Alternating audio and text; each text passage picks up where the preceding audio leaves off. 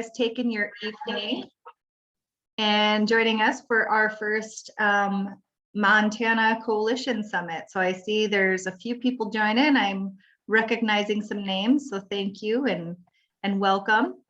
We don't have too many yet, so I imagine that we'll probably get a few people in and out throughout the session today. So I know we're pretty small yet, so I just want to take this opportunity. Number one, we want to keep it pretty informal. You know, we do have some information that we're going to provide to you today, but we also want to use this time for you to give us feedback and offer questions and comments and things like that as we move throughout the event today. So with that, I will get started.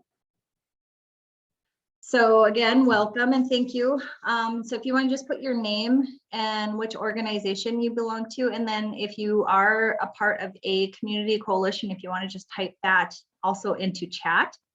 And then you have also received a few documents ahead of time. They are PDF fillables. So one of them was the summit evaluation and the summit questionnaire. The evaluation is really for us to continue to help improve our internal processes. So when we provide these events like this, that they're meaningful and that we continue to build on them. And so we hear feedback from you all as partners and coalition members and friends. And then also the questionnaire is to help us hear your voices and perspectives in the work around the state of Montana. So some of you who have used, I keep forgetting what the company is, not Healthy by Design, Montana Communities, I think, or something like that. Anyway, we borrowed that and we put those into a questionnaire, and they're really helpful to be able to get feedback and kind of perspectives of how to move forward with some of our work. And so both are fillable PDFs. And so we just ask that you send them back to Mountain Pacific. And I believe Mainnet may have electronic links for those two fillables. And then also another couple housekeeping items is that, again, this is for you, this is for us, this is to be very inclusive of our conversations and feedback. So if you have any questions, comments, please put them in chat or come off mute to express those. But just for the sake of background noise, if you're not talking, just make sure you're on mute. And then for those of you who may join by phone, I don't see anybody quite yet joining by phone. You can press *6 to mute and unmute yourself. So, excuse me. And then we are also recording the summit. So after today's event, we will also send that link out for others to listen to the recorded version. So, all right. And I'm just going to check chat. I see we have quite a few people in there putting in their information. I don't see any questions yet. So keep moving on. So a little bit about Mountain Pacific and what we do. So Mountain Pacific, many of you have definitely heard of us because I see some very familiar names so far. So we're a nonprofit healthcare improvement organization. We've been around for almost 40 years. We've been partnering with communities and other partners to collaborate together. And that's really to help find solutions for better health throughout our region. And our corporate office is located in Helena, Montana, but we have broadened our reach over the last 30 years to include the states of Wyoming, Alaska, Hawaii, and then the US Pacific territories of Guam, American Samoa, and then the Commonwealth of the Northern Mariana Islands. And before, true statement, before Mountain Pacific, I didn't even know about those territories. And now I do, and I am very grateful for them because they have done some really great work and best practices. And so one of the many things we do is under the direction of Centers for Medicare and Medicaid, or CMS. And so we're deemed as a Quality Innovation Network, Quality Improvement Organization, or QUIN-QIO for short. And so some of those initiatives include preventing healthcare associated infections in hospitals and nursing homes, also improving the coordination of care from other healthcare setting to another healthcare setting, and reducing readmissions, also improving chronic disease such as diabetes and help improving cardiovascular health. We also help providers with the use of electronic health records and health information technology, or HIT, and then also quality data reporting and other incentive programs. And so another part of our work at Mountain Pacific is really providing Medicaid utilization review and management services for Montana Department of Public Health and Human Services. And so Mountain Pacific is accredited by URAC for health utilization management.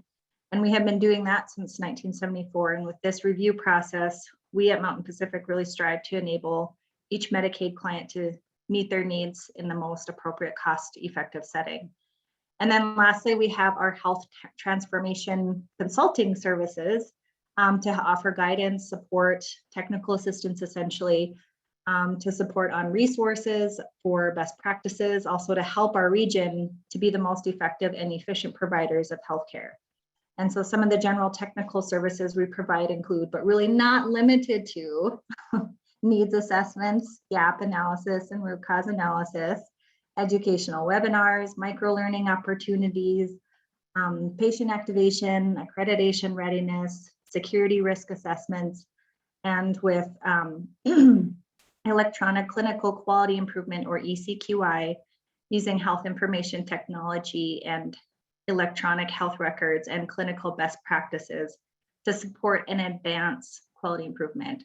And so we help do that by PDSA cycles, build capacity for your quality improvement efforts, and then also doing things like creating implementation guides. So another tool we send out ahead of time is that PDF fillable note card, which is for you to use, and you see our mission vision listed on that note card.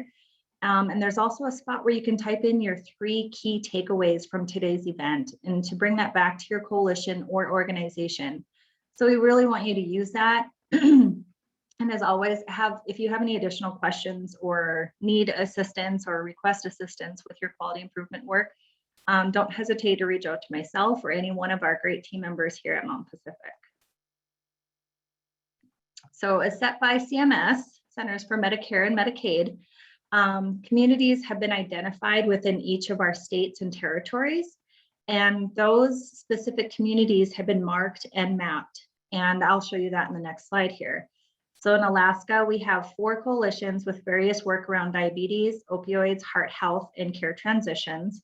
In Hawaii, we have 6 coalitions working around care transitions, chronic disease, emergency preparedness, and vaccine hesitancy, as well as reducing readmissions. And then in Montana, we have 5 coalitions with work around care transitions, opioids, population health, including vaccine hesitancy, advanced care planning, and medication safety. And then in Wyoming, there are 5 coalitions, and we have focused around care transitions, patient family engagement for vaccines, age-friendly health systems. And then in our US Pacific territories, we have 3, 1 in Saipan, 1 in Guam, and 1 in American Samoa.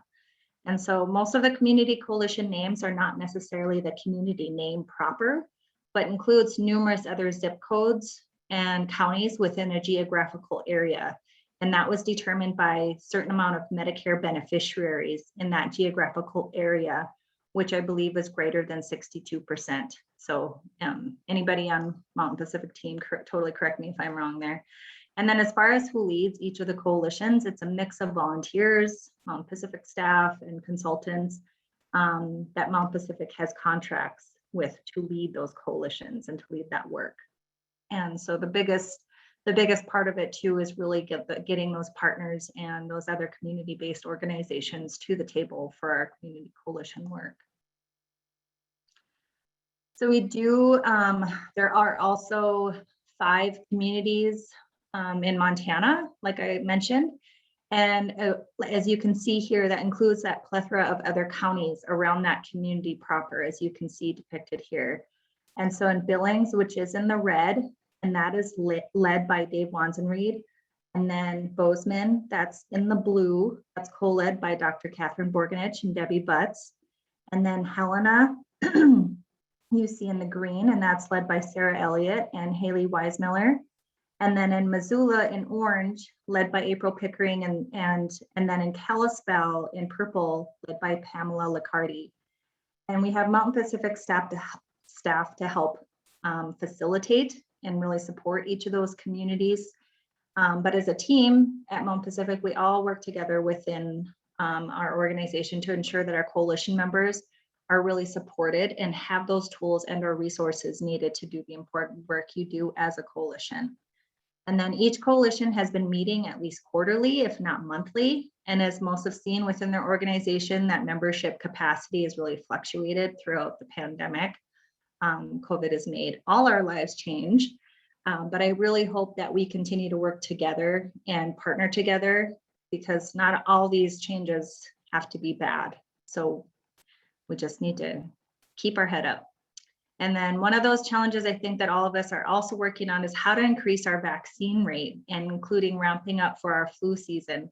So we actually have a polling question for you to start with to help us at Mount Pacific understand what type of materials would be most useful for your community. So go ahead and pop that first polling question up, Minette. And so we really want to hear from you guys. What type of materials would be most useful to you in terms of ramping up for the flu and pneumococcal vaccines. And of course, we'll continue to work on that COVID vaccine as well, but we just want to hear from you. So go ahead and do that poll for us. We really appreciate your feedback so that we know what would be value added for you, for your team to continue to work on this. So I'll just keep that poll up as we move to the next slide here. And so this is just an example of one of the projects a coalition did and how Mountain Pacific supports coalition work. And so this medication management guide, it was a brainchild of Dave Wanson Reed from the Billings Coalition. And so Mountain Pacific team helped him put this together, along with the help of our awesome patient and family advisory council members, who took this and really gave it a test drive and provide real-time feedback for this patient and family facing tool. And it is located on our Mountain Pacific website for those of you who would like to see it and use it within those communities, in your community or your organization, whatnot. All right, I see we only have 5 people, and I know there's more than 5, but you can go ahead and end the poll there, Maynette. I think we have a lot of Mountain Pacific people on. So it looks like short micro learning videos is the #1 useful tool that would be helpful, followed by, it's kind of tied between patient handouts, a list of online resources, weekly emails with current updates, and webinar education series. And then last would be posters to hang in patient areas, which I completely understand, because that gets a little tricky when it comes to accreditation and having stuff posted on your wall and not having them laminated. So thank you, you guys, for giving us feedback on that.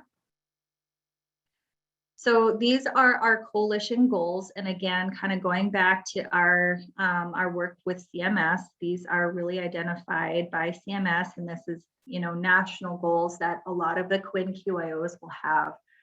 So we have another polling question for you guys. In your coalition work, which goal aligns with your current focus? So you can go ahead and pop that next polling up, Minette, thank you. And so the scope of this work, so improving behavioral health outcomes, including opioid misuse, with focus areas like decrease opioid-related adverse drug events, overdose-related deaths, implement pain and opioid best practices, as well as access to treatment for mental health conditions. And then #2, patient safety, which is a big emphasis on infection prevention. And this focuses on reducing the rate of hospitalization for adverse drug events in all community settings, and also reducing rate of hospitalization for C. diff. And then #3, chronic disease, self-management. We have a lot of metrics to offer, such as improving management of diabetes, achieve a percentage referral rate to diabetes prevention program, and then also contribute to preventing cardiovascular events, among many other metrics in there.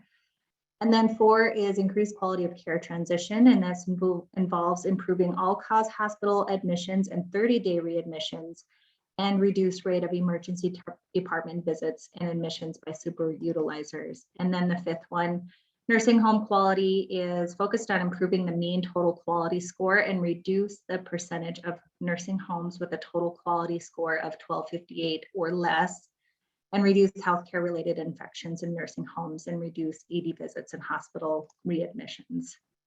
So of course, we know that the pandemic has had a huge impact on a lot of how these goals look and what the outcomes potentially could be. So we recognize that, but by partnering with all of you and getting that feedback and those community perspectives, I think we can really add value to our work with that. So it looks like we got 4 of 14 so far that have participated in the poll. So if you had a chance, go ahead and do that. We'll leave it up for another few seconds.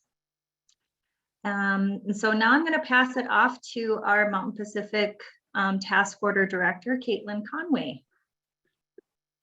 Thanks, Alana. Hello and good evening, everyone. So I think I know most of you, but there are a few new names, I should say. So I'm Caitlin Conway. I recently became the program director. So it's been really exciting to take on this new role. And I'm just here today to really thank you. Thank you for all of the hard work you're doing within your communities, for your organizations, partnering with Mountain Pacific. We really could not do this without you. We realize, and we're experiencing it right alongside you, it's been such a hard year and a half for all of us. And so the resilience, the teamwork, the empathy and support that everyone has shown for one another is just so amazing. And it just makes our work really worthwhile, knowing that we can partner with such amazing people and try to improve the outcomes in each of our communities. There are some things and changes happening within Mountain Pacific. We are working on a modification with CMS. So those goals that Alana recently shared with you, we just went through. So we're going to be seeing a few changes coming forward. We don't have all of that in place yet. So I was hoping to have an official update for you today, but still working through a few of those things. But there are some exciting things happening, and we're hoping to expand maybe our communities to even get more of Montana. We know originally when you saw that map, we were kind of missing some parts of the state. And so we're hoping to expand and be able to work with even more of you. And we're also going to continue to move forward with working on immunization. So of course, supporting in all those efforts around COVID-19, but also really trying to increase our vax rates for pneumococcal and influenza as well. We'll also be working on emergency preparedness and working through our coalitions to do that kind of work. We will be doing additional training. And so in addition to still continue to work on chronic disease, opioids, patient safety, and care transitions. So just on behalf of our entire Mountain Pacific team, I thank you all. I look forward to continuing to work with you in the future, and always reach out. I'm just a phone call away. With that, I'll hand it back to Alana. Thank you. Awesome. Thank you, Caitlin. And I, intentionally put that gratitude in our communities. And I think that also is really lending to the work that you guys are all doing. And I see some of you that on the front lines, it's hard, and what our healthcare system is going to look like in 5 years is a little unnerving, but I guess just having a lot of hope and faith that partnering and working together, we can make it the best that we can. So thank you. All right. There we go. And so also we just wanted to give a brief update on our quality awards. Those of you who have been around Mountain Pacific for years and years, you know that we normally have done quality awards in the past. And so just due to a change in how we've transformed our community coalition work, our quality awards really just are being modified to be more inclusive of those community-based organizations that have really contributed and helped to improve the outcomes. So we just wanted to identify additional ways that we can find to include those community-based organizations and community partners to recognize their hard work as well, because traditionally it has been more really hospital and clinician-focused quality. So, but that's not to say that we don't appreciate everybody's hard work in this. We just want to be sure that we are including everybody. So we are hoping to have a holiday quality award opportunity. So more to come on that, and definitely if you have any questions or anything like that, please just reach out to one of your Mountain Pacific team members. And so now I just wanted to take a few minutes. I think most of you probably have heard of the age-friendly health systems and the 4 M's. And I know I have Dr. Borganich on here, who is probably our clinician champion for our region for age-friendly health systems. But hopefully I'll make her proud by doing my little ditty here about age-friendly health systems. So in 2017, the John A. Hartford Foundation and IHI in partnership, and I just want to recognize all of these national folks that contributed to age-friendly health systems, just to give validation to how much evidence science-based is in there. So John A. Hartford Foundation and IHI, with the American Hospital Association and the Catholic Health Association of the United States, they worked together to launch this age-friendly health systems initiative. And they set that bold aim that 20% of US hospitals and health systems would be age-friendly by December of 2020. So obviously that came and went. And so that has emerged, and we are continuing to move forward with that. And so the initiative is both evidence-based and being able to put this practice reliably and, I want to say, pragmatically into the healthcare setting. And so the 4Ms are what matters, and that's know and align care with each older adult specific health outcome goals and care preferences, including but not limited to end-of-life care and across settings of care. And then medication, and if medication is necessary, use age-friendly medication that doesn't interfere with that, what matters to the older adult, and then mentation and mobility. And then this is across all settings of care, including in our communities. And then mentation, we have prevent, identify, treat, and manage dementia, depression, delirium across settings of care. And I know Dr. B could probably add a little bit more to this. And then there's mobility, and that's ensure older adults move safely every day to maintain that function and to do, again, what matters to them. So you see how all of them kind of keep going back to that what matters. That's really the big M in the 4Ms. And so reliable implementation of these 4Ms, it's supported by board and executive commitment to becoming age-friendly health systems. And so they have a whole certification system, and there's a lot of tools, resources that are evidence-based, best practice, very well vetted and easy to use and free to use. So, and then, so according to American Hospital Association and then Health Research and Educational Trust, there are more than 46 million Americans aged 65 and older, and this has probably gone up a little bit. And that number is projected to double to more than 98 million by 2060.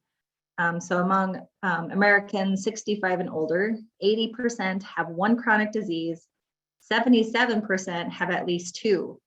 So because so many adults are now living well past the age of 80, and I know most of us are probably, and I know I have it on my brain, what COVID has done to these statistics, but nearly 75% of them will require some form of long-term care, and about 40% will require care in a skilled nursing facility.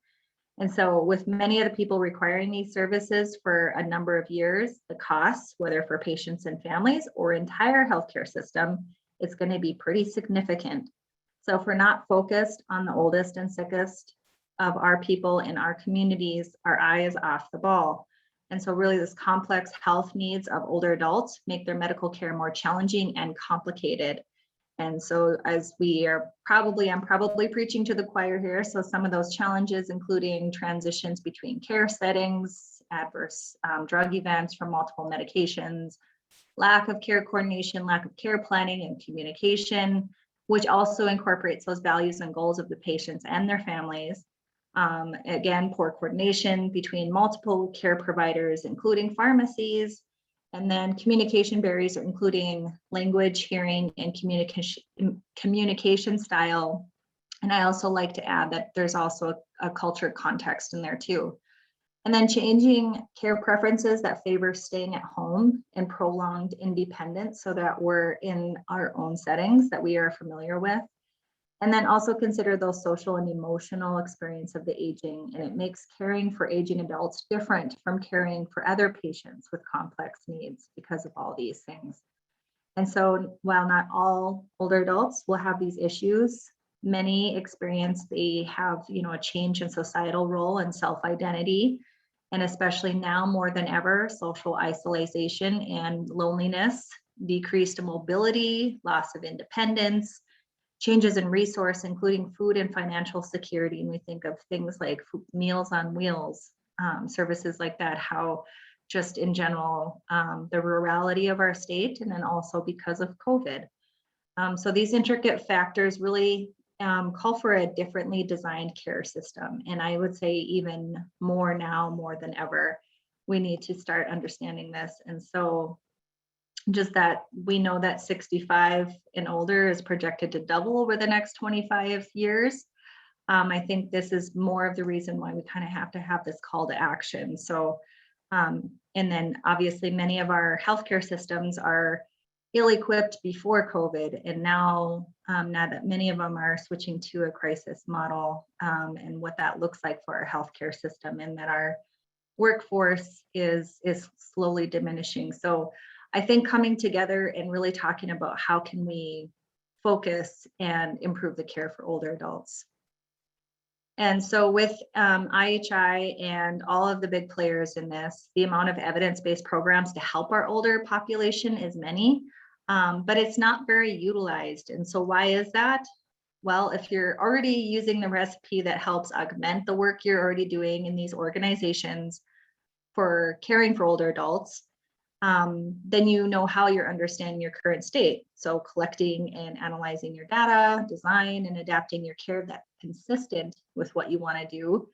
Continue to study and sustain that care, but you probably haven't looked at modifying your processes. So how age-friendly health systems does that is that helps you to look at those. And so, but if any of these recipe items that I listed is not a part of your process, then what you do know and how do you know what models of care are appropriate and beneficial? Well, using these types of evidence-based best practice tools, and that's where these forums come into play. And again, they're free. So with this, Dr. B, do you want to add anything to this point? I feel like you're just itching. Oh, you're on mute again. There you go. Okay. I know it shocks you that I do want to add a few things, but you did a great job, Alana. That was really terrific. And what I've learned over the 2 or 3 years that I've known about this program and have tried it in various settings is it's a framework and it's doable, but it does take a little bit of work. And I think COVID has really had an impact on how we can implement these in various settings. So, you know, the hospitals like in Bozeman, where the hospital is completely full and on critical, I forget what they call it, crisis care. I don't know if they still are, but they certainly were last week. There's no way to even begin to put this together. I did try actually doing something in one of the assisted livings here, and it was hard to do it because of getting the data and getting the staff, again, COVID related, because they had limited staff. So I think there's a lot of opportunity. And as Alana said, there's some great tools out there. I think it takes each area, each system, each clinic, or wherever it's going to be, time and energy to do planning before it all happens. And all of this takes time. So, you know, some of the people that I've spoken to across the country, it can take 3 months to a year just to do the process, just because everybody is so busy. And so what they want you to do is look at what processes you're already doing and how you can make them a little bit better and make them more patient friendly. I'm going to start looking once in October with working with one of the nursing homes in Bozeman to see how we can apply it there. It's a small setting. I know the medical director, I know the nursing director, and I think it may be a real opportunity to do a practical trial of trying to be age friendly and really look at what are the bumps along the way, so then I can share that with other places. The other thing that I think is really important, and where I think the coalition really can have, the Montana Pacific can have some impact, is really looking at educating the community about what it means to talk about what matters. There are a number of guides out there now for communities and for patients and families to figure out how to look at what matters. So, and so, for example, instead of going to the doc and saying, my diabetes, I'm really having trouble figuring, controlling my hemoglobin A1C, you'd go to the doc and the conversation would be more about how the diabetes is affecting your function. What kind of function do you want to have? And then how do we then gear your medical treatment towards that? It's just a slight twist on how we've done things in the past. And I think really if we can educate community around it, it would be a great place to start in getting a different dialogue going. What else, Alana? What else do you want to know? Well, I'm pretty sure you're going to be a very big part of the conversations moving forward. But I like that you did touch on the advanced care planning piece of it. And I just say that, and I hope this doesn't offend anybody, but I think as we look at that crisis model, that a lot of the folks, not just folks, but just in Montana, the healthcare system in general in Montana, Idaho, I think there's other states that have basically kind of called out an SOS flag, like we're full, we don't have these things, and having these conversations early on with our community, with our family, with our friends, and now that the holidays are coming up, a good time when we are getting together, hopefully as a family, and talking about what matters, so that we know if we come to a state in our life that we know what we want. I think too is part of that process, and helping the healthcare system kind of navigate what this is going to look like in 5 years for our health system. So thanks for touching on that, Dr. B. And one other quick thing, Alana, so all of the four M's fit in together. And when I was in primary care practice, which I'm not right now, all of these four pieces were so fragmented. And what the 4Ms try to do is make all of these four pieces a part of everything, so it's not quite so fragmented. So it's exciting, this framework. It is. Yep. And generally people will implement these all together. But I have seen people just, try and take small bites out of them too, and just to start to understand them. And so IHI and AHA do a really good job at helping to support the work. So if you have questions, it's a very open dialogue. There's no dumb question. And, it's looking at what you already are doing and how to make that better. So, and then this IHI also has tools to help define outcome and process measures. And we're going to get into that in just a bit here with our analytic team. But with operation definitions, example numerator, denominators, and really just it spells out a way to measure and understand how you can capture those measures. And so your work isn't scattered and leads to frustration and exhaustion for your team. So you have a very structured way to capture and look at it.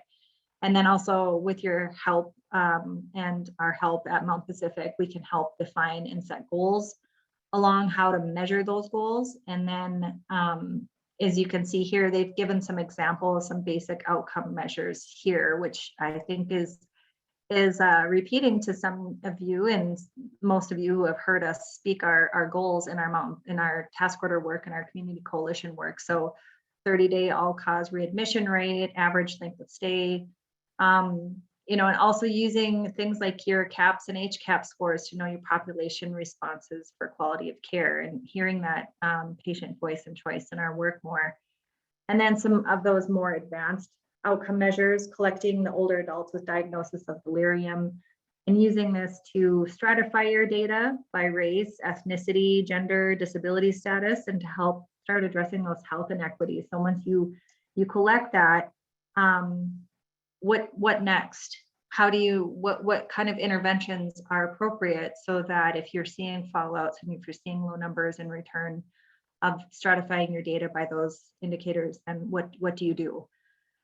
And I just wanted to also define what health equity is according to IHI, and that's differences in health outcomes between groups within a population that are systematic, avoidable, and unjust.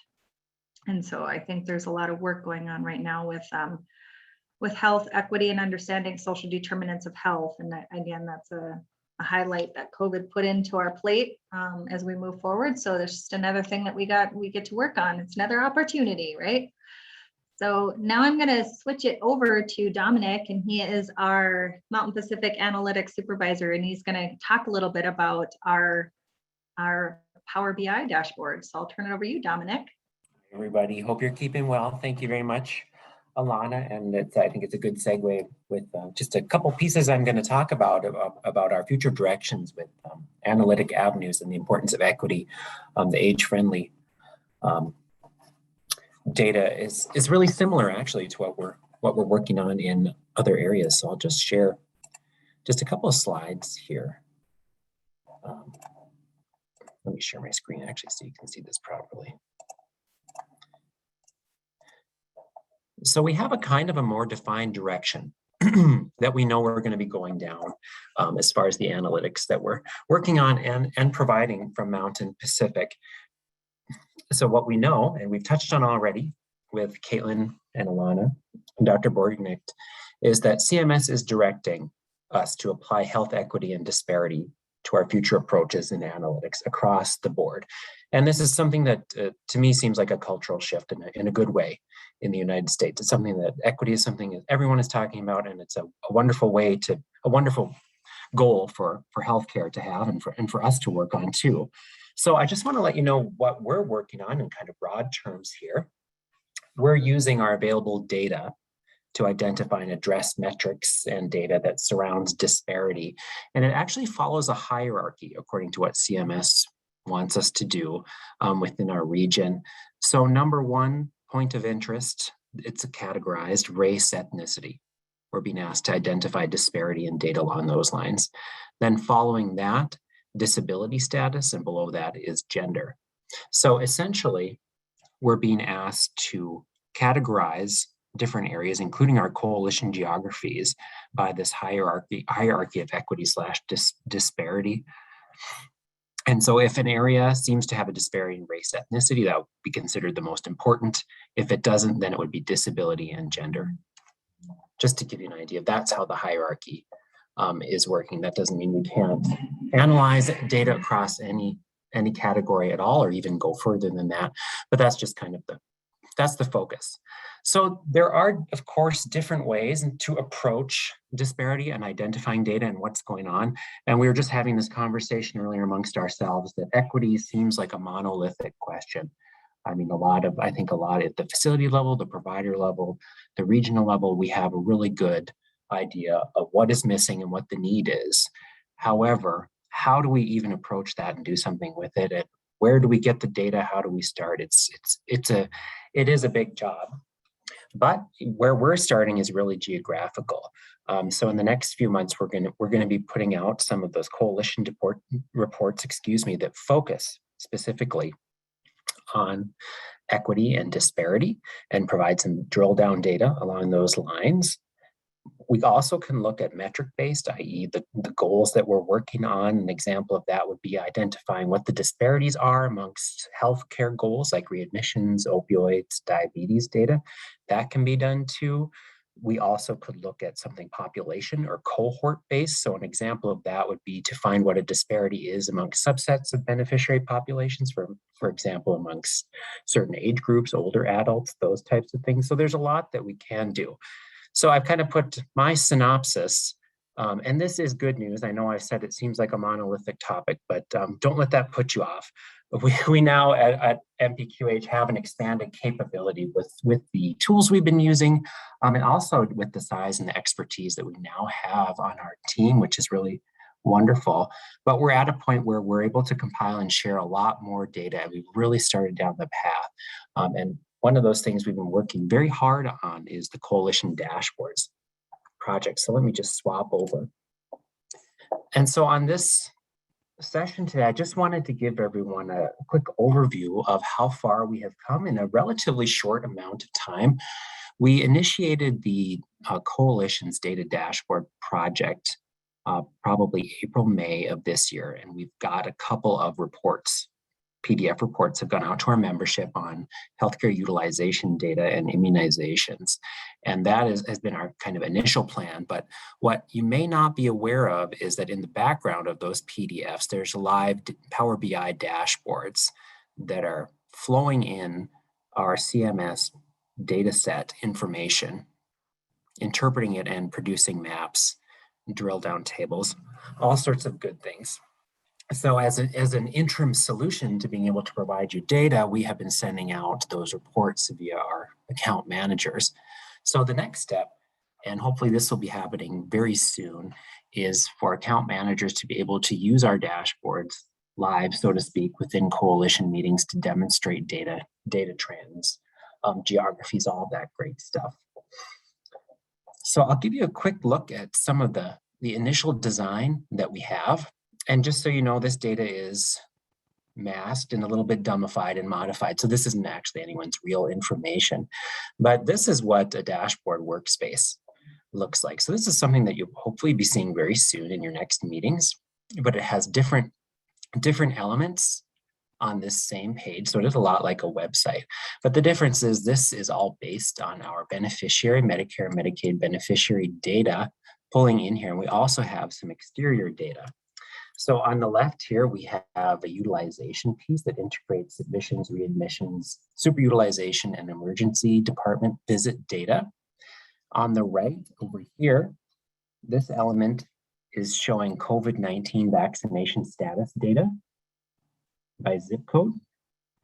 And below here, this is actually exterior data that comes in live. So this is just a connection to the CDC website, where this is COVID-19 vaccine hesitancy survey data. And on the right, this is just an example of what we can do and what we will be providing just to flesh out our information that we're providing to Coalition membership. But this is the Hawaii Department of Health COVID-19 tracking dashboard. And this is all live data. It updates as often as CDC or the local Department of Health updates it. And we can demo that data live. So the idea behind this external data is that it complements the information that we're looking at. So save some time for anyone having to go and look around and find this. Hopefully this will be informative for you. And a lot of this is being reinterpreted and reproduced in those PDF reports that we've been sending out. So I'll give you just a demo here of some of the live data. And before I go any further, I just want to let you know that we have a plan for the release of our monthly reports. We've produced a utilization report and immunization already, but our next plan is to release a report on opioid data. We'll be following that with diabetes, pulmonary, cardiovascular, and then chronic kidney disease we have on our radar to round out the rest of this year. So those should be coming out monthly, so watch for those.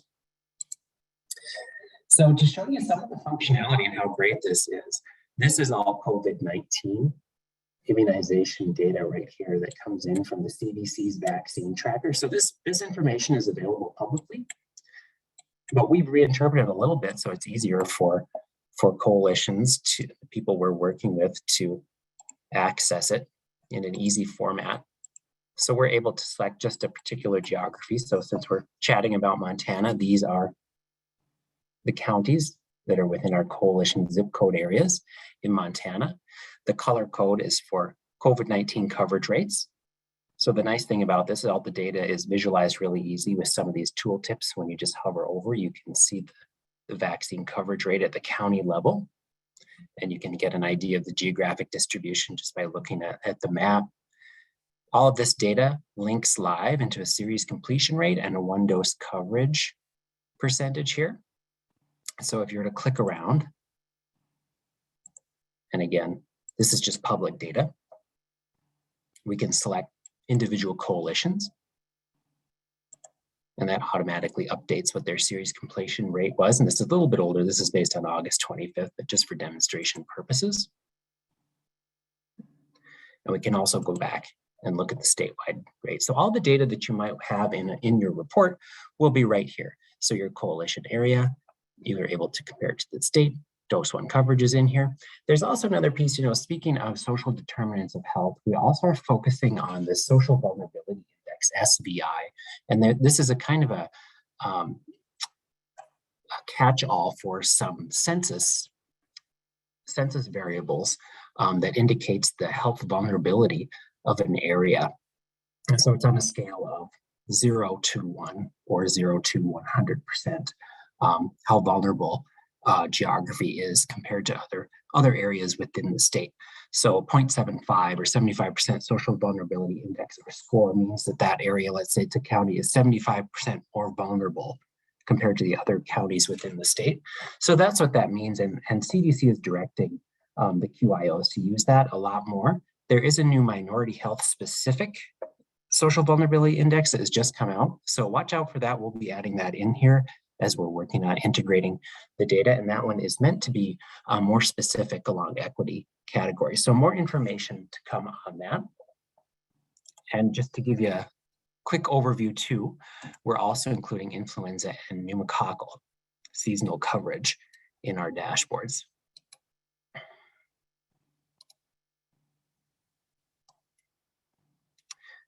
So we can select through 2018 to 2021 flu seasons as well. So the immunization dashboard is relatively simple. We talk a lot about drill down and additional data. So I think the utilization dashboard demonstrates that a lot better. Sorry, just had to minimize that window to get this to pop up. But you'll notice on the last page of the PDF reports you've received, there's a few paragraphs on definitions. So of course, a lot of the data that we're able to share with you based on Medicare, Medicaid beneficiary fee-for-service data, we have to tie that back to our contract goals. And so these definitions are related to some of those larger goals. And I would encourage you to have a look at how the numerator and the denominator and the calculations are defined in here. That will give you some insight into what the data really means. So I'll just give you an overview here of the admissions and readmissions data dashboard. We also have super utilization and emergency department use, but the format is very similar. So there's a lot of interest in this type of data. At the very top here, you can see the goal. So in each of these categories, we're including our task order 1 contract goal just for reference. So in this particular example, improve community-based care transition for beneficiaries to reduce hospital admissions by 4% and readmissions by 5%. So this is our geography. Again, this is all at the zip code level. And you can also drill down to individual coalitions. So let's just pick on Missoula here. And this is not real data. Again, so we're able to demo this, but you can actually see at the zip code level what the admissions rate is. You can toggle back and forth to readmissions, see how you're doing at the zip code rate. And this data right now is mostly in 2020, so it is mid-pandemic. So keep that in mind when you're receiving the data and understanding that it's probably going to be different from years prior and as we go forward. So all of this data is integrated. We have a baseline versus rate comparison chart here, and we can click around here live and look at what the data looked like. In this case, the readmissions rate at the end of the July 2020 of that quarter. And that all integrates with the map, and it integrates with the drill down data right here. So some of these categories we've included, we know there's quite a bit of interest in them, but these dashboards really are an evolving and live data product that depend on feedback from our coalition membership. So depending on what is of interest as we're going along, that's what we really want to hear back from everyone who's involved with the coalitions. Is this data meaningful to you? Is there something else you'd like to see? We're really open to having the discussion and exploring further, and everything subject to change. So some of the drill down that we've included is race and ethnicity. So that shows you the summarized percentage of the beneficiary counts at that time point, or it also could be at geography. There's discharge disposition, where the beneficiaries were going after admission or readmission. So these are all sortable too. You can see the top categories right here: home or self-care, nursing facility. We also have primary condition on diagnosis included here. And looking at that list, those might be no big surprise to anyone. And we also have the breakdown by gender. So similarly, we have the same format in this dashboard for superutilization data, which is defined differently. And this data, there's just a note here. We're not including the discharge disposition or diagnosis data just because of the multiple providers and healthcare encounters that are involved in superutilization. So we just have race, ethnicity, and gender. Emergency department use. Let's see if this one wants to come up. I think it needs a refresh.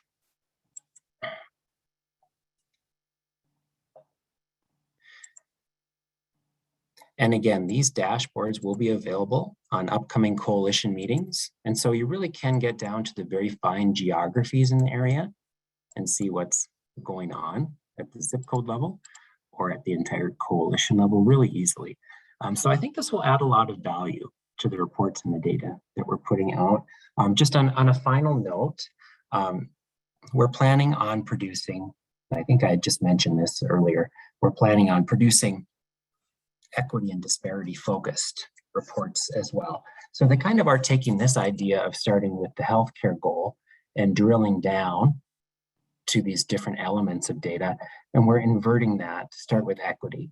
So this we could produce something very similar to this, but we might be starting with the disparity issue or goal along race or ethnicity or disability, et cetera lines. And then we can drill down to what are the conditions that are going on? What are the geographies of interest? All that type of thing. So we've made some good progress since we've been working on these, and we have a lot more to come. So I think it's an exciting place to be. And as I mentioned, we'd love to hear your feedback. So thank you very much. So Dominique, I have a question about the whole equity disparity statistics and how that gets measured. Yeah. What are we looking at that'll show us the disparity? Yeah. So, the initial indication, just that from what we have received from CMS, we've started with demographic data, comparing the coalition level to the state level. So an example of that would be identifying what population is represented in the coalition's areas that would be disparate to the state level. So let's say, for example, excuse me, in Helena, American Indian Alaska Natives population was X percentage more represented or overrepresented within the coalition versus the state level rate, then we would say that is the equity category to focus on. Or if there were a larger percentage of the beneficiary population in the coalition's geography were disabled persons, then that would be the focus area. So, as I mentioned, you could focus on geography, and that's kind of our starting point, but you can really apply equity and the disparity analytics across the board. So that's why I also say it does seem monolithic as far as the question, because there are so many ways that you could look at it.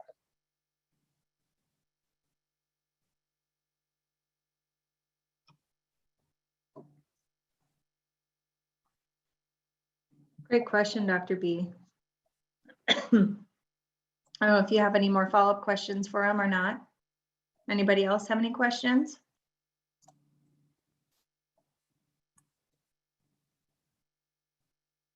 So I'm just going to throw in one more thing about data, which is always a problem I have with it, which is, what do we then do with the data? What is it, how are we going to use it? And I'm just never quite sure how to use it where it becomes really meaningful. So it'll be great to have the data, but then the question is, okay, well, now what? That's. Yep, and I totally agree with you there. I know that during the Wyoming Coalition Summit that we had a couple weeks ago, we were able to kind of discuss that. And I think that that is the question, you know, we can collect it, and then what is the next steps, the interventions that we put in place, and how do we start to improve? Yeah. Any other thoughts or questions around this?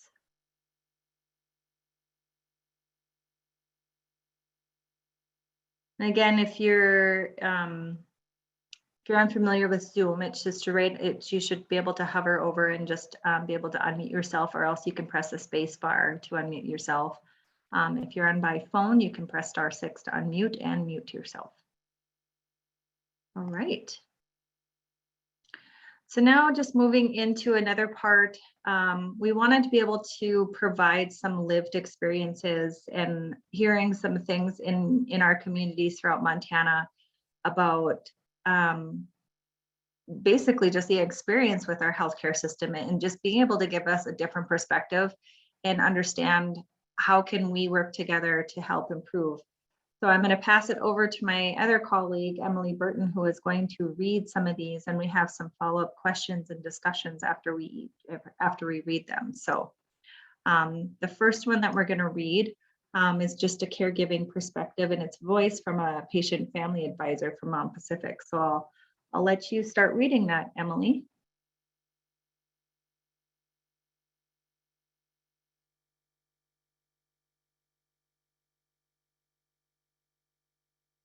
And you might be on mute. You're right, I was on double mute. I apologize. Thank you for your patience. So we had the opportunity to talk with 4 different patients, and it's always an honor to present from the patient's perspective. So I just want to, even though they're not here with us, I want to honor that and be thankful for this opportunity. So I'll go through each one, and then Alana will have some questions after each one. Feel free to interrupt with questions or whatever as we go. So our first patient is Kirsten Crane. She's from East Glacier Park in Montana. She's a member of our patient family advisory for Mountain Pacific Quality Health. She is a caregiver for her daughter. Describes how she uses our healthcare system. Is Caucasian and does not usually use the tribal health systems for family health care, but she does use it in cases of emergency. Sometimes their family uses the Northern Rockies Medical Center in Cut Bank, which requires them to travel an hour away from home. More often, they use Kalispell Regional Medical Center, services such as pediatrician, pediatric endocrinologist for the child with congenital hypothyroidism. That requires a 2-hour trip away from home. They use Whitefish Hospital for lab work. And the primary care for Kirsten and her husband are both in different cities using independent primary care doctors in Whitefish and Columbia Falls, again, 2 hours away from their home. When Kirsten was pregnant, she received prenatal care, and delivery took place in Great Falls, which is 2.5 hours away from their home. Her professional background is as a dietitian and a public health professional. We had an opportunity to sit down and ask Kirsten some questions regarding her experience with 5 goals that Mountain Pacific described earlier with community coalitions throughout Montana and region states of Wyoming, Alaska, Hawaii, and the U.S. Pacific Territories. Here are her responses. The first regarding decreasing opioid abuse and prevention. What do you feel are the 3 most effective ways that the healthcare systems can improve the awareness of prevention, treatment options, and recovery of opioid misuse in your community, and why? Kirsten gave us a couple of responses. The first was reducing the practice of prescribing opioids when not necessary. When I had my baby, I delivered with no pain medications, and the delivery was relatively uncomplicated. The doctor midwife prescribed a lot of hydrocodone without even asking me if I wanted it or would use it. I never used the prescription. These prescriptions shouldn't be just handed out without education and counseling. Education. There could be a lot better education at the public health level to let people know that even though opioids are incredibly helpful to manage pain, they can be really dangerous. I've worked with healthcare professionals who don't know the names of different types of opioids and don't realize that a lot of prescribed medications are types of opioids. This is basic knowledge that all people, both healthcare and all public should have. Regarding opioids and treatment and prescription monitoring, we asked, how can healthcare providers be more supportive of using alternative pain management strategies? Her response was, healthcare providers have to know that there are evidence-based alternatives to pain management in order to be able to support patients in adopting these practices. I find that I work with a lot of healthcare providers who aren't aware or simply don't believe that there are real alternatives. And the final one on opioid was in relation to recovery. What are your suggestions to improving the access to and awareness of medication-assisted treatment programs around your community? Her response, I think a lot could be done to work with employers and the legal system to understand what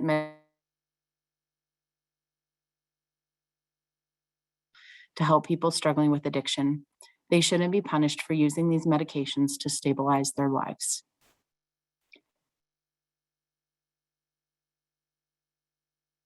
Your method of knowing what resources are available in your community to help with things like managing diabetes or high blood pressure. How could this be improved? Her response, my family hasn't needed care for these types of chronic diseases. From my perspective as a dietitian and public health professional, I'd say that the healthcare system could do a better job of employing people like dietitians, physical therapists, nurses, health coaches to provide more intensive education and support than adding on to a busy doctor or mid-level practitioner. The next question we asked was, what has been your experience with being able to access your providers to manage your health?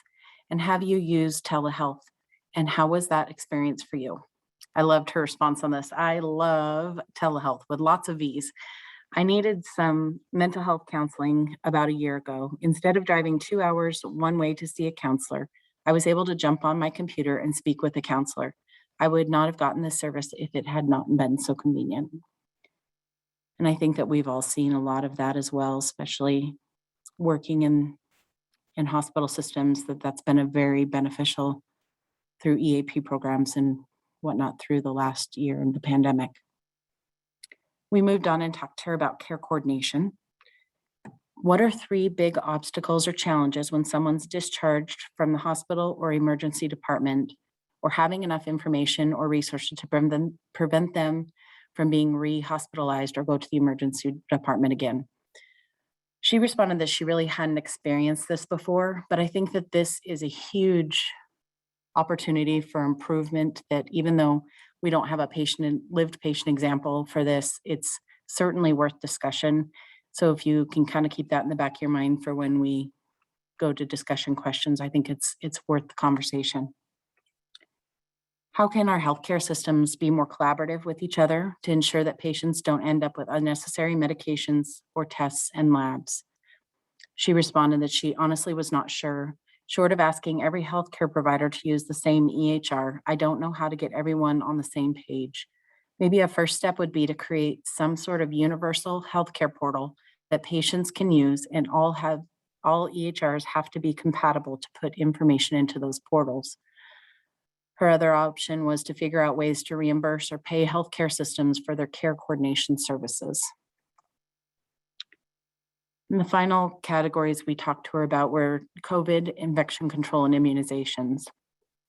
What are factors for preventing infections such as COVID-19 and other illnesses that make you feel safe as a patient, family or friend, or staff member when utilizing, visiting, or working in a long-term care setting, such as a nursing home or assisted living facility? Kirsten responded that her grandmother had just moved into a nursing home and it is constantly getting locked down due to COVID. So I think vaccines, and masks. All of the staff need to be vaccinated. Visitors all need to be vaccinated. Regarding immunizations, what do you feel our healthcare system can do to help improve the trust in the COVID-19 vaccines? How about for flu vaccines and then pneumonia vaccines? I think the healthcare system, hospitals, professional organizations, health boards need to start holding accountable healthcare professionals who are actively spreading misinformation about COVID vaccines It is utterly irresponsible for licensed professionals to spread misinformation about vaccines. And the final question we had for Kirsten was, what are some ideas for activating and engaging your community in educational and awareness opportunities to improve our vaccination rates? Her ideas were to engage the support of all types of community leaderships to encourage and educate people, political, religious, schools, clubs, prominent businesses, all sectors of the community leadership, getting on board to stop the spread of misinformation while actively supporting the vaccination access.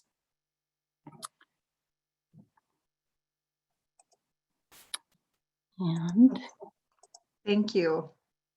So from Kristen's responses, what do you all feel, what stood out to you that maybe you saw some familiarity in your communities, and maybe whether it's a good practice or if it's something that you also are challenging, that is a challenge in your communities, what can we do? And what are some familiarities that you saw in Kristen's story? And so you can either put it in chat, come off mute. Yes, thank you, Dr. B. Yeah, helpful to hear from a patient's perspective. Yeah, the other thing, I just wanted to validate all that stuff about opioids, and that, well, you know, I prescribed a lot of opioids when I was in practice, but the lack of knowledge of providers around it, other than to be sort of punitive about it, is really sort of remarkable. And some of it's primary care, but a lot of it are the subspecialists who just like, well, let's just give, you know, 50 oxycodone because I don't want to be called or whatever. So I think that whole issue is a really big deal, really a problem. Mm-hmm. Yep, I agree. So if we're seeing this as a challenge in a lot of our communities, what is an outcome you'd like to see, and what type of, you know, we had Dominic on here talking about metrics, and how do we measure this? How do we move forward and improve this?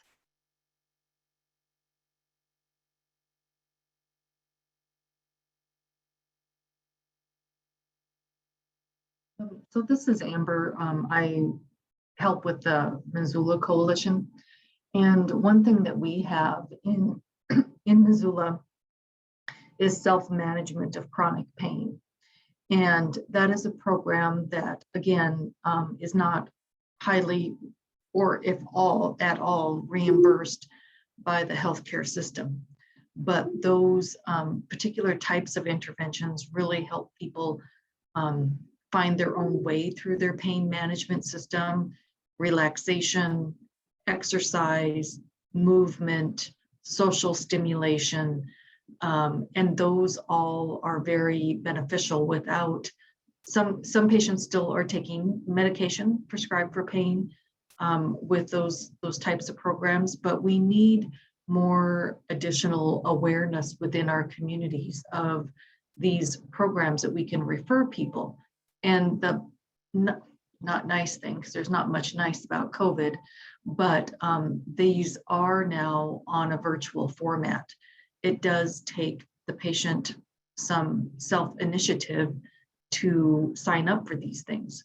So we could do a much better job promoting other community programs within each one of our individual communities across Montana, and perhaps even share program successes from those that have been doing it for a much longer period of time than somebody just starting off. Yes, and I agree, Catherine, the payment of these services is it's just a huge barrier. Same thing with substance use disorder. I was interviewed for something else today about the use of peer support in clinics and hospitals. And my response is, who's going to pay for it? There's no CPT code for peer support services. So it's super challenging.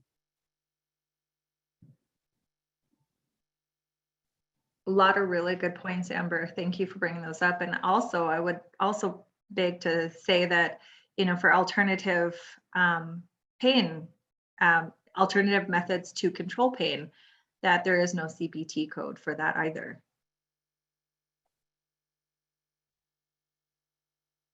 Any other thoughts around this? Hi, this is Kristen with Mountain Pacific. Can you hear me, Alana? Yeah. Hey. So one thing I think we've looked at across some different communities and, just different groups of folks in the state is really working to decrease the stigma of patients that are looking for help or family members that are looking for support. As we know, this is obviously something that has really run rampant across the nation, and it's still not something that folks are overly comfortable talking about because it is a really personal thing when you're talking about any type of addiction, but, specifically opioid misuse because, it stemmed from a place of potential good.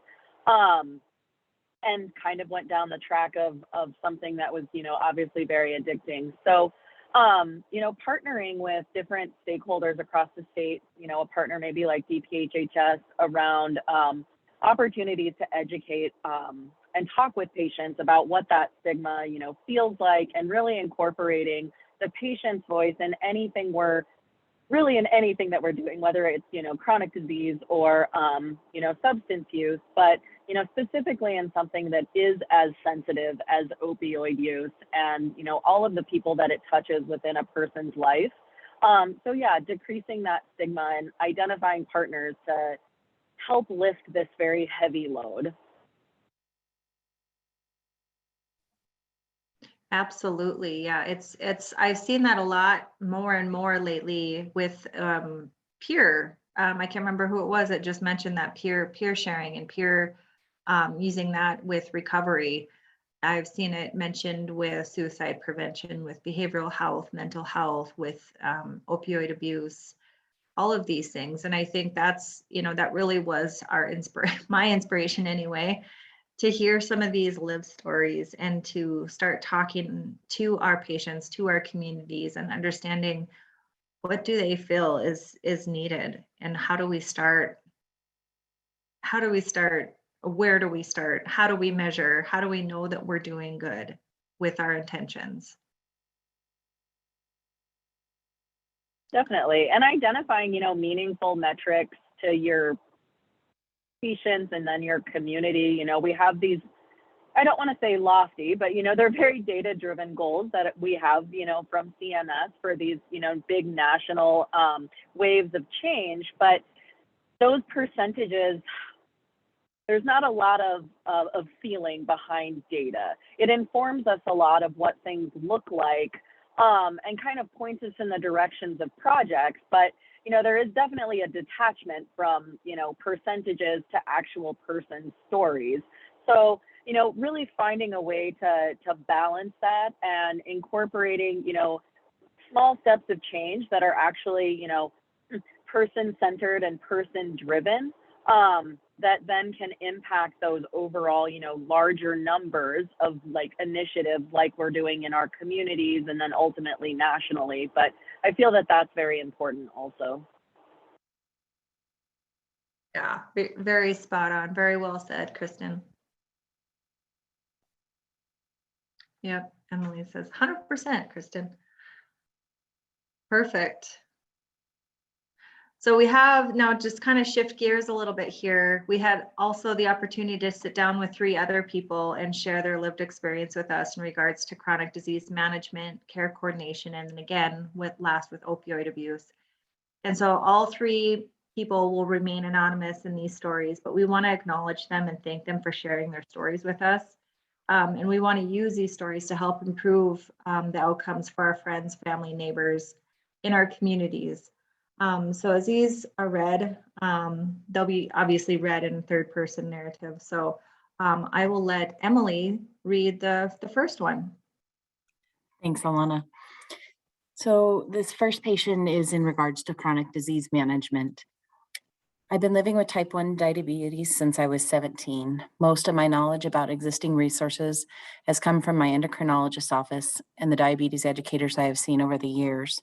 Living with a chronic illness can take a toll physically, obviously, but it isn't as frequently discussed in terms of the emotional and the financial costs. I do feel that I am more savvy than the average healthcare consumer because I'm a nurse. I've been able to seek out and take advantage of copay cards to bring down the cost of my insulin and test strips. I'm sure that many are unaware that these options exist.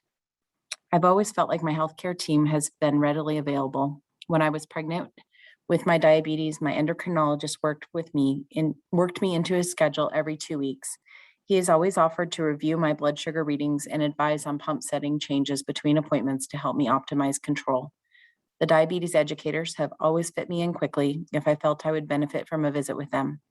I've also always felt that my providers were well-versed in the newest diabetes technology and have assisted me in obtaining appropriate devices to help me manage my diabetes. See my endocrinologist and my primary care provider during the beginning of the pandemic.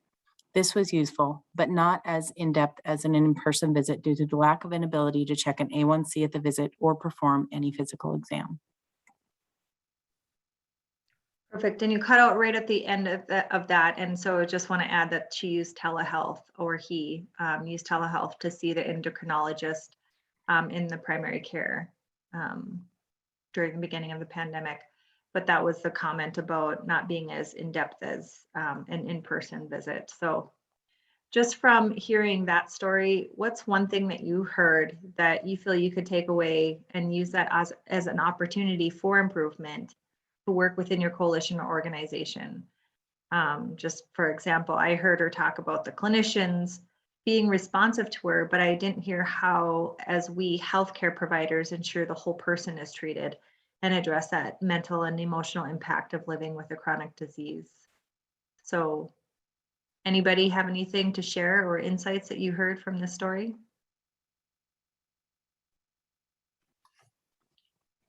This is Emily, and I'll just jump in. I think that even in the Helena community, what I've seen in the last few years is an increase in the use of case management and behavioral health professionals that are trained in a larger number in specialty clinics that stay current on the resources for patients and are working towards making sure that these types of resources are available for patients, not only, in the form of copay cards and that type of thing, but also in that emotional support. So I do think that we are starting to break some ground there, but I think that due to the pandemic that we have taken some steps backwards. But prior to that, I think that we were, at least here in Helena, making some headway with that. Great. Yeah, that's reassuring to know, since I just moved to Helena.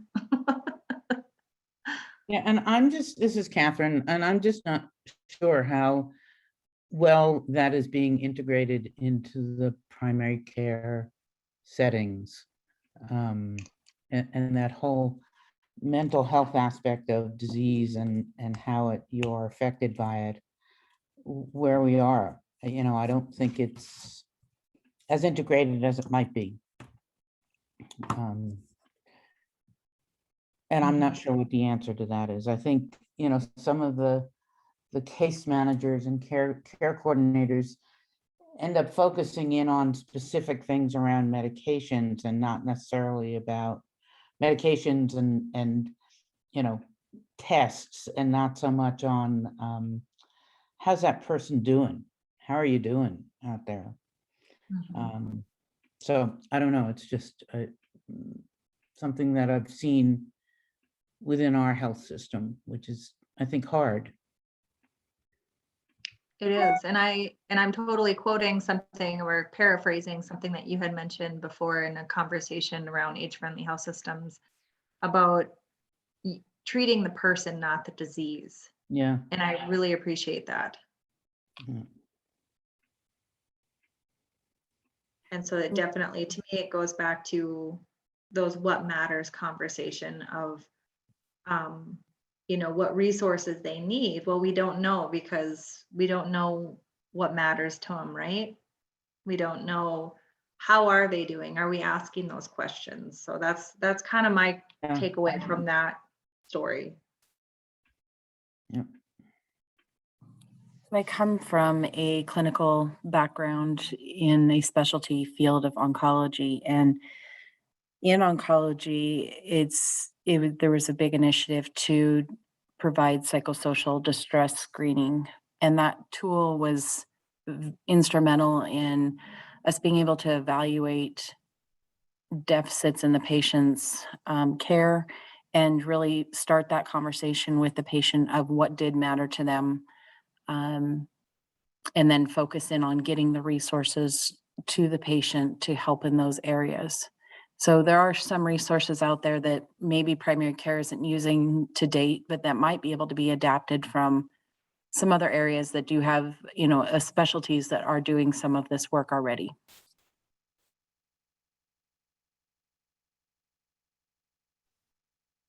Yeah, I think that the tools are there. It's just whether they're being used and if there are the resources to use them. Whether they're the people who can do them. Mhm. They're not that Absolutely. complicated, but it's, who's doing what. It is. It's a matter of having staffing as well. Yep. Wonderful discussions. And again, if any of you have any feedback or thoughts on this after we conclude today, feel free to shoot your Mountain Pacific contact an email and just give your perspective and maybe questions or solution even. We'll take those. We'll take those anytime. All right. So now we're going to switch to the next story, which is about care coordination. So go ahead, Emily. All right, and let me know if I cut out at any point. This, again, on care coordination. I'm a 71-year-old female that has been dealing with bone and joint conditions for the last 20 years. I've had 2 lumbar fusions, a cervical neck fusion, and a left total knee replacement. Due to complications of the first lumbar fusion surgery, I lost innervation to my right foot, resulting in a significant limp. Over time, due to my gait when walking, I have significant bilateral hip pain diagnosed as chronic bursitis. 2 years ago, I started seeing a rheumatologist to help manage my osteoarthritis and ongoing pain in my hip and spine. One of the options we discussed was steroid injections SI joints. In the last 6 months, the hip pain has progressed and now keeps me up at night, and my ability to walk has declined from 10 miles per week to 1 mile per week. Deciding it was time to get back into the doctor to discuss options, I messaged the doctor through the patient portal. I received a notification with an appointment date and time with a memo on the appointment stating injection. I thought that meant the office was prepared to move straight to the procedure we had discussed at the last visit. I noticed the appointment was when my husband was out of town. Although undergoing a procedure with potential to temporarily further complicate my mobility caused me anxiety, the pain was affecting all aspects of my life, so I did not want to delay or reschedule the appointment. I called the doctor's office to see if I would be able to drive myself home after the procedure or if I needed to arrange for my daughter to drive me home. The staff did not look up my appointment. She said if it's an injection that I needed to talk to radiology.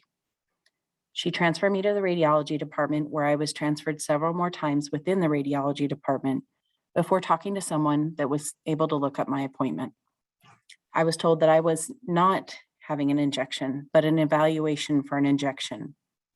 They told me they could not help me further and that I would need to speak with my doctor's office. They then transferred me to a provider's office, but it was the wrong provider that shared the same last name as my doctor. So eventually, 45 minutes after I dialed, the call went full circle back to the medical assistant that I originally answered my call. She confirmed it was an appointment to discuss options and was unsure why the appointment was listed in the portal as an injection. Instead of taking a minute to look up my appointment, I was tossed around a phone loop without regard for my time, my stress, or my situation. In the end, I went to my evaluation, and I am currently undergoing physical therapy to try a less invasive therapy. So well, I'm sure I know I've been in those situations where you've went to a doctor's office and you've just been tossed around and without any regard for your anxiety level and for the reason that you're there. So from this story about care coordination, what do you feel is the biggest challenge or opportunity for improvement that you took away?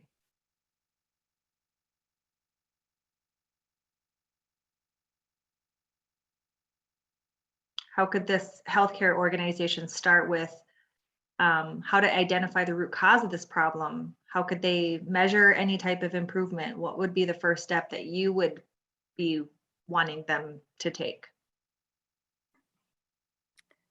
I would look and Oy, see why the so many. appointment was, sorry, Kristen. No, This is words such right a out of my mouth. story. Go for it. I would look and see why the appointment was coded as an injection for starters.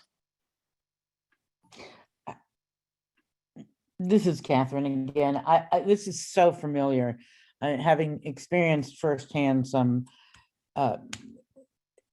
healthcare systems recently, the layers of bureaucracy of trying to get an appointment, trying to be seen, trying to get the right information are enormous. And I don't know actually how this changes unless you have a real change in the culture of, that first contact person is actually an advocate for you, the patient, and not for the provider, which is, I used to remember people say, they put up all these obstacles to getting to see you.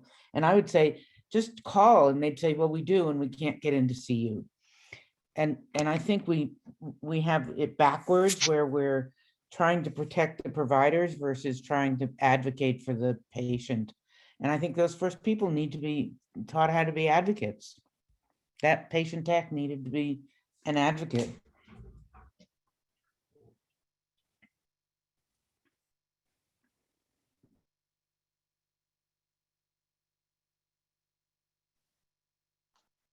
Kristen, you were going to say something. What is your perspective?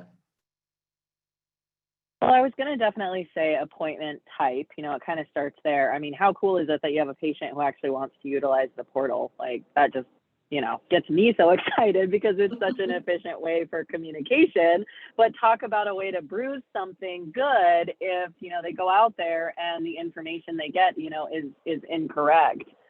And then after I guess you find the root cause of, what happened with the appointment, human error is always a factor. I know I used to do appointment scheduling for a clinic up here in Whitefish, and that's definitely not a position for the faint of heart. So you always you definitely run into some human error things that occur. So if you can kind of take that off the table and you kind of see maybe the potential is an EHR specific or kind of something along those lines, then you can kind of go down the avenue of addressing that. But, as far as the point of contact that the person talked with that, kind of gave the wrong information, I love what was mentioned about being an advocate for the patient. And, for MAs and care management and the care, coordination folks, like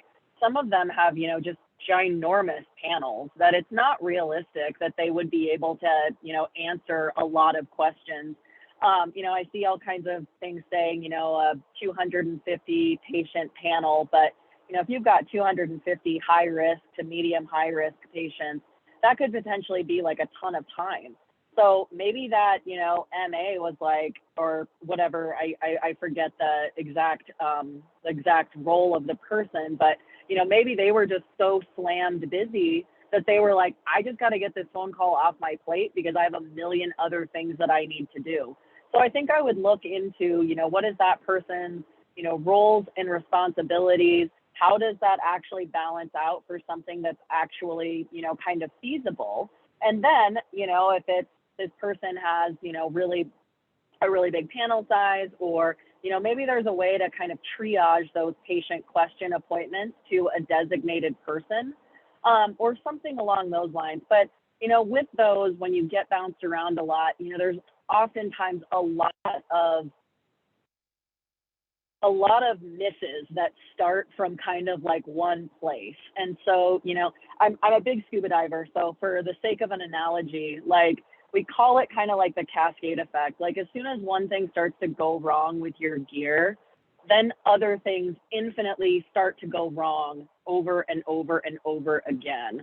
Until you like force yourself to step out of the situation to really look back and say, okay, like what happened that led to this crazy, you know, cascade of events? And so I think having those types of conversations with the folks that were, especially the ones that you have, you know, not control over, but the ones within your own organization, to have those conversations of asking why a situation went to that point, so you can start to get the root cause analysis from a lot of different people's perspective. And what valuable insight to be able to have the patient perspective on this, to have someone come forward. I mean, I don't, you know, of course, being anonymous is absolutely their right, but like it would be so valuable for them to have this conversation with their provider and talk about, you know, what that felt like, and to brainstorm potential ways from the patient's perspective that could have been avoided, or at least some interventions could have happened, so it wasn't like a 45-minute transfer phone tree debacle. I so 100% agree with you on that. It was just a cascade of events. And, you know, when one thing starts to crumble and it's your foundation, like, you know, with like when you do appointments, I agree with you that it's not for the faint of heart. And I've worked with registration desks before where they're so overwhelmed, just trying to answer phone calls and then, you know, trying to understand whether or not they need to excuse me, triage that back to the nurse, or if they need to make an appointment. So I think, you know, when I think about those kind of processes, like what exactly are we expecting? So I think of like roles and responsibilities, right? What are they qualified to do? And if we are expecting them to do triage, I think we need to up the ante and say we need some additional training for our registration staff if they're going to be deciding these kind of scenarios. Yes, I agree with all of that. But I also think we need to be looking at workflows. I mean, there should be something that, you know, people who do answer these phone calls, and again, it's a really difficult job, I agree. But are there workflows where they can say, okay, this person has a question about the appointment, let's send them to this person and that person will deal with it, as opposed to, you know, going to 5 different places, you know. And but I also wonder how much control we have, both as patients and as a coalition, to really impact that issue. Yeah, and I think there's a lot of opportunities, you know, when I think about the different experiences and the skill sets that our coalition members can bring to the table, let alone just the experiences that they are willing to share with us. Excuse me, lends us an opportunity to put these kind of scenarios into, you know, let's really work this out. Let's really work this through a system and put it down on paper, actually, you know, figure out how can we make this better.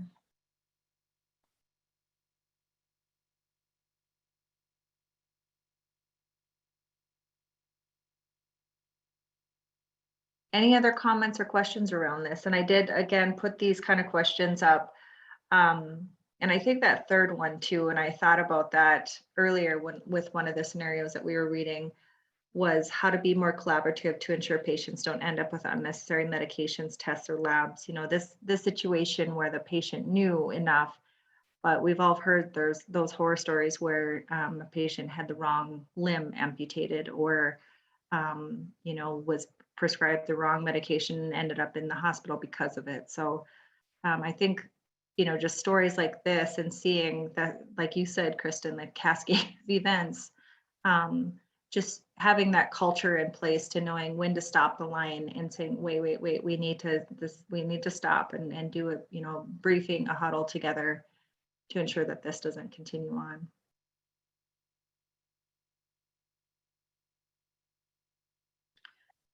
All right, so our third and final lived experience, and so I'll turn this over to Emily now. So this last one is on opioid treatment. And I'll do my best to not get emotional as I go through this. At age 28, I was a wife, a mom, an employee at a healthcare facility. I expected to hear was, "You have cancer." In 3 words, my world forever changed. I was diagnosed with a rare sarcoma that had already spread, stage 4. That day, my fight began. I've spent the last 8 years undergoing countless rounds of chemotherapy, radiation, ablations, and have had more than 14 surgeries, including bilateral lung resections, liver resections, a heart resection, a hysterectomy, multiple abdominal surgeries, and thyroid surgeries. I travel to a tertiary center out of state for complicated surgeries that are unable to be performed in Montana. Since diagnosis, I've continued to work full-time, raise my son, and I finished my bachelor's degree. I've tried to maintain a routine and keep life as normal as possible. I have been lucky to have a mom that is a nurse that has been able to act as not only a caregiver, but an advocate during my cancer journey. Why do I tell you all of that? I have endured and battled despite the pain, fatigue, and stress. I have pushed forward through the physical side effects and the emotions every day. I am strong and capable, living a fulfilling, productive life. That being said, I do suffer from chronic pain due to prior surgeries and often acute pain when new tumors start to grow. I have been taking narcotic pain medication for my cancer pain for years. I would not have the quality of life that I do without adequate pain control. I have tried and failed alternative forms of pain management, such as nerve blocks, meditation, topical agents, massage, and CBD. Over the years, I have been in the emergency room multiple times for acute pain when the tumors press on other organs or nerves. During one such visit, I underwent a CT scan for new abdominal pain. The CT scan showed new tumors on my pancreas. The ER provider came into my room to discuss the results. He looked directly at my mom and addressed her, never looking at me. His words will forever remain burned on my heart. He said, "Your daughter has cancer. You need to come to terms with that, and she is going to have pain." I was sent home without any medication or treatment for the acute pain caused by the progression of my cancer. Not only was my physical health ignored that day, but my emotional health was also completely disregarded. I've had similar situations at my tertiary center. I've had so many procedures that the Versed and fentanyl no longer work. Despite describing previous experiences, my voice has been ignored. I've woken up in the middle of a bronchoscopy and lung biopsy. I was awake for the entirety of a heart biopsy. My providers and the nurses did not listen. Being an employee of a healthcare facility, I'm aware of the push to limit opioid use. However, there are patients like me that truly need opioids for the quality of life. We need to get back to trusting the providers that have often spent a decade or more training for their profession and letting them use their clinical judgment to assess and prescribe opioids based on their knowledge of each patient and the situation without fear of repercussion. The new regulations have created barriers for providers and patients, and I've been treated as a drug seeker on many occasions. So as a cancer survivor working in healthcare, you've just heard a small bit of my story. I suggest more education and communication between provider and patient. When a patient is prescribed opioids, provide an in-depth education about side effects, benefits, and expected length of treatment. In short, we need to get back to humanizing medicine by keeping the patient at the center of the decisions and respecting the clinical judgment of providers. All right. Yeah, I agree, Emily. It was emotional through that. And I think probably all of us probably got a little choked up about that and probably just outright disgusted that this scenario is a true story. So again, this is why us at Mountain Pacific, we really want to take these stories and bring some good out of these bad lived experiences. So the first thing I want to ask you all, how many of you have been on the other side of this person and really have judged for being a drug seeker? I mean, I've been in those shoes before. You don't have to answer, but I'm sure a lot of us have been in that situation if you're a clinical profession. And then as we do battle the war on opioids, we also have to keep these voices in our work as well. And so using these as resources and knowing we as a healthcare system and a community, we can work together to ensure that these patient voices are heard loud and clear. So how would you all, excuse me, how would you all approach this scenario differently so that this person who's been battling cancer is treated with the right care at the right time and with respect to her decisions? This is Amber again, and I too am a fellow oncology nurse. That was a long time ago, and things have improved greatly for cancer patients, but the pain is very real, and there is physical dependence as well as, you know, I mean, that does the amount of medication that we do give patients. I just learned and have been exploring the 5 rights of pain care and having those nuanced conversations with folks. The 5 rights of pain care for people, anybody dealing with chronic, unrelenting pain is incredibly important. Do we need to talk to our doctors and our dentists about giving, you know, 30 Lortabs for a wisdom tooth removal? Sure, we do. But these are effective treatments. And I too have seen way too many patients suffer in pain and die in pain. And that's not okay. Amber, I could not echo that enough. It just makes me nutty. I would love to, if you could share those 5 rights of a pain patient, that would be great. Maybe. Yeah, I'm actually looking at trying to figure out how I could do a webinar that would be,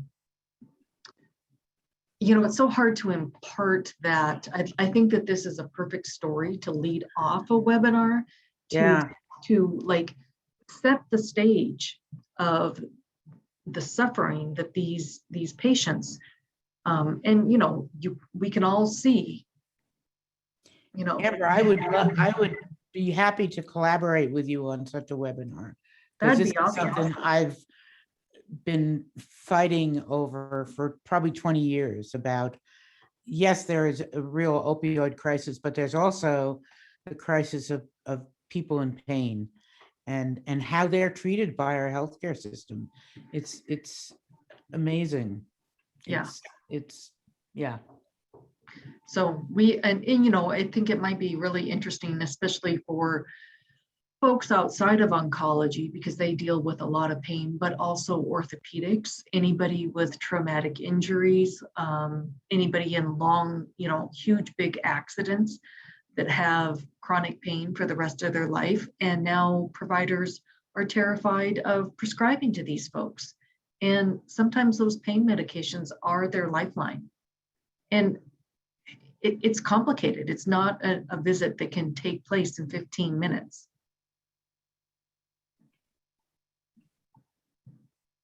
Agreed.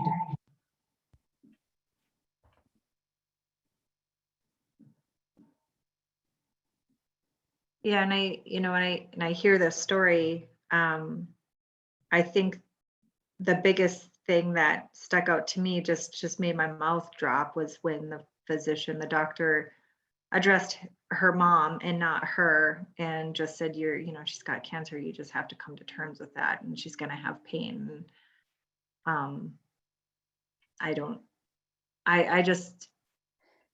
It's very inhumane to say something like that, just in general, even with regards to the battle that she's had to suffer with cancer.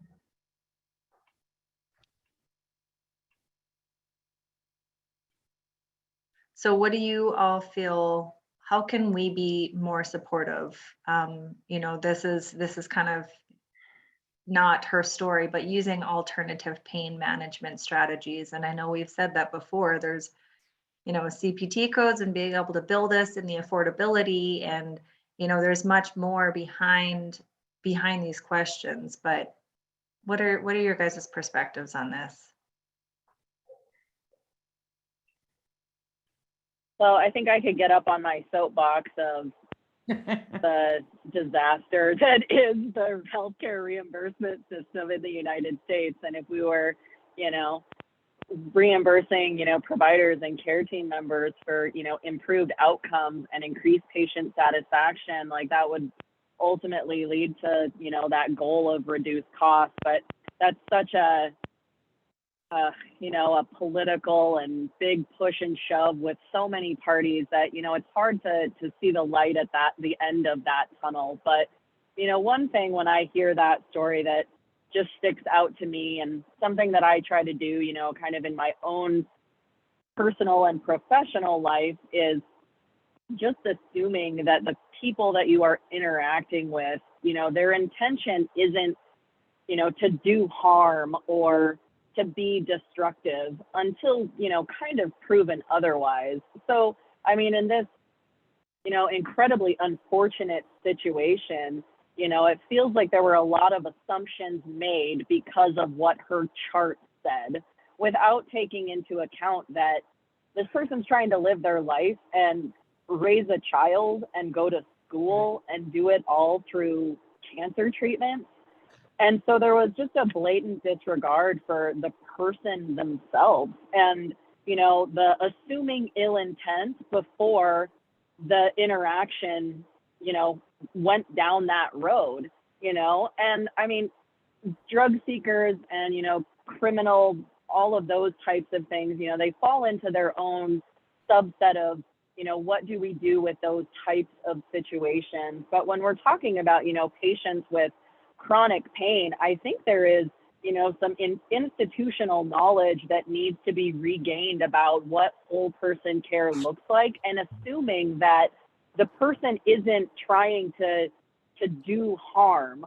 You know, they're trying to find a solution to a very painful existence, and they're going to the source that, you know, ultimately is supposed to be there to comfort them and help them through that situation. And, you know, to get gatekeeped and labeled so quickly is, you know, really shocking.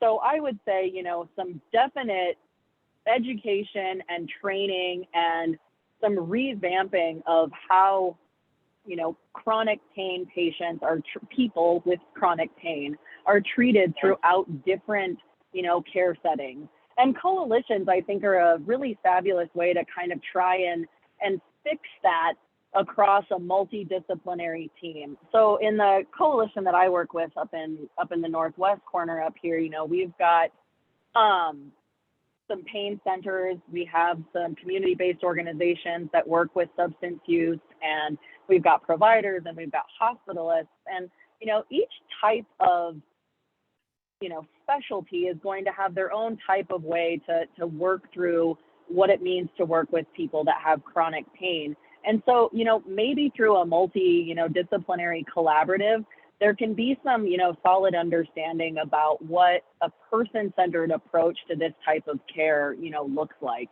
And I'm going to sound like a broken record here, but like the patient perspective is such a huge part of that. And, you know, engaging with peer support, different organizations within the state is a fantastic place to start as a great resource for how to have these conversations with people in a way that doesn't feel targeted. You know, just running materials and training and conversations by people that would ultimately be on the receiving end and making, you know, decisions based on that, I think would be, you know, something that would be fabulous to be able to see, and just a place to start to, again, get to the bottom of like reducing stigma and, you know, assuming that people want the best for themselves, and going with that to, you know, build a care plan that really supports and honors that.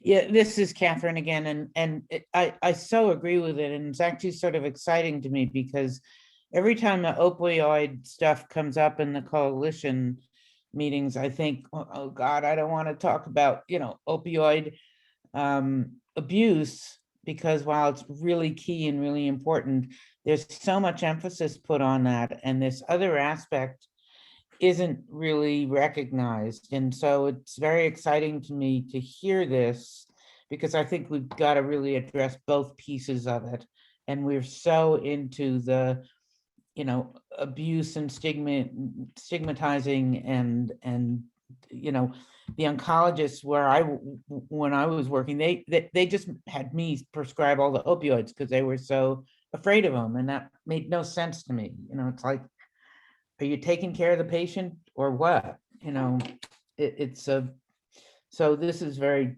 exciting to actually hear this. Thank you.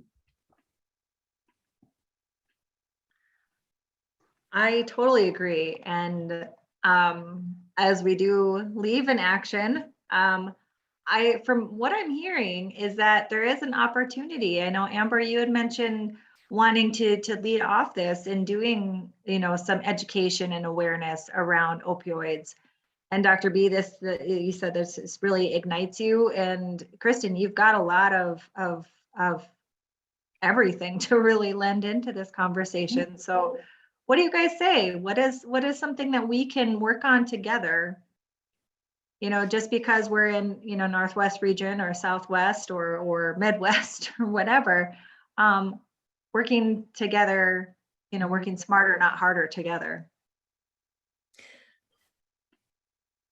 Well, this is Catherine again. Sorry and I'm going to put my foot in my mouth, but I'm thinking maybe, Alana, if you could arrange a Zoom meeting with me and Amber and Kristen, we could start plotting out some education around this, because we all have our own stories. I mean, I just went through a whole thing with my sister and her cancer, and you know, it's all very similar.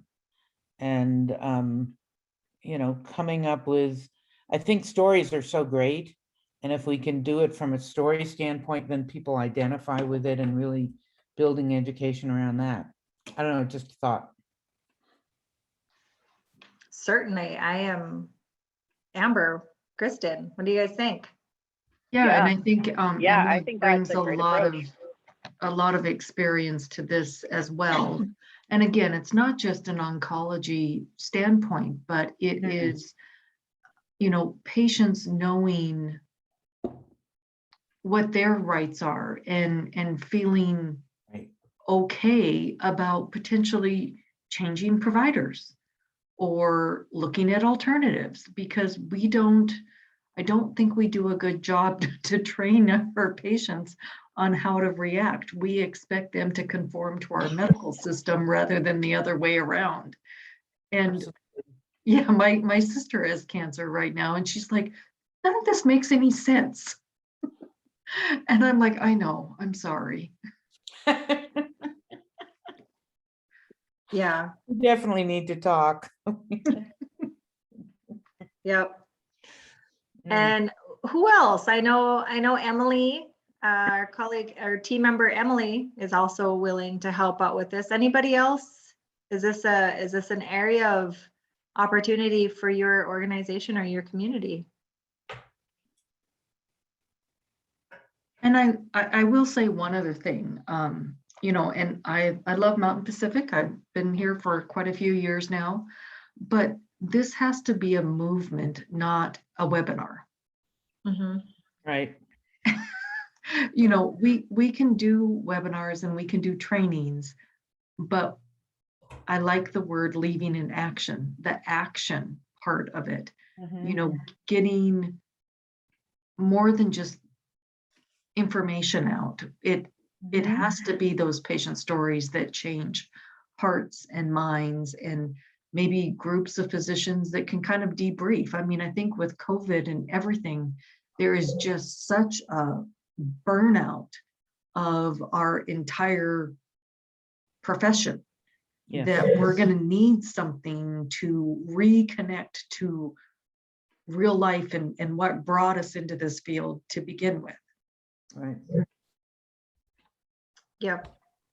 And I completely agree with you, Amber. I think one of the pieces could be how we can gather the best practices and the patient stories and use this within all of our coalitions, really, and not just Montana. I just also want to invite you guys to understand, you know, Mountain Pacific has those other states and very similar communities in Wyoming, Alaska, Hawaii, and our territories. So anything we do within Mountain Pacific, we generally want to share with our other community partners in our other states because, again, working smarter, not harder, if in reducing duplication of efforts. If something has already been done and proven, maybe it just needs to be tweaked for our specific little rurality in Montana.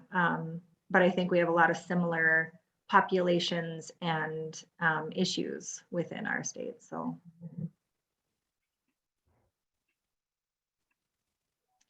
So I am happy to lead that effort and get some people on the calls. If any of you are interested in doing that, I'm happy to pull you in. So just email me. I'll put my email address in chat. But again, I also want to invite you to, this is going on, I think 2 years now. Even though I joke about it, but I'm not really joking. Sometimes when I say last year, I'm thinking it's 2019 was last year because 2020 was like a blur. But we have these quarterly regional coalition calls. And so our next one is on October 26th. And you can see the times there, and you can register in advance for that regional coalition call. We are going to take these opportunities as well and some of these stories and this work and move forward and make this regional, because I think, again, we have a lot of very similar communities, very similar issues going on, and creating an affinity group and coming together and working on this collaboratively so that we're dividing and conquering our work together. So with that, any other last words of wisdom, questions, comments?